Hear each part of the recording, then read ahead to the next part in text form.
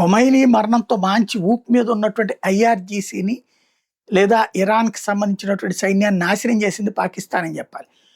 కాల్పుల విరమణ అంటూ అటు అమెరికాతో ఇటు మేము వీళ్ళతో మాట్లాడుతున్నామని చెప్పి చివరికి ఎవరికి లబ్ధి చేకూర్చింది? ఈ కాల్పుల విరమణ సందర్భంలో అమెరికా ఇరాన్‌ని దిగ్బంధించేయడానికి ఉపయోగపడింది. ఇరాన్‌కి ఏం ఉపయోగపడింది? ఇరాన్ మొన్నటిదాకా డామినేట్ చేసింది. అటు గల్ఫ్ దేశాల మీద దాడులు చేస్తూ వాళ్ళ మీద ప్రెషర్ చేసి వాళ్ళ ద్వారా అమెరికా మీద ప్రెషర్ చేయించుకోవడం. తద్వారా తను డామినేట్ రోల్ పోషించింది.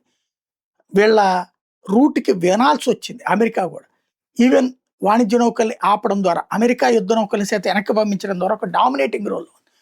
ఎప్పుడైతే ఇరాన్ చర్చలకు కూర్చుందో అక్కడ సైన్యానికి, ఐఆర్జీసీకి, రాజకీయ నాయకత్వానికి మధ్యన గ్యాప్ వచ్చేసింది, కమ్యూనికేషన్ గ్యాప్. ఈ సందర్భంలో అక్కడ ఇరాన్ ఏం చెయ్యాలి అనేది అర్థం కానటువంటి పరిస్థితి. ఏమి చేయలేకపోయింది. ఇప్పుడు ఇరాన్ తన వాణిజ్య నౌకల్ని పంపించి సరుకు సరఫరా చేసి డబ్బులు సంపాదించుకోలేదు. తద్వారా ఆర్థిక సంక్షోభంలో పడుతుంది ఆయిల్ అమ్ముకోలేకపోతే.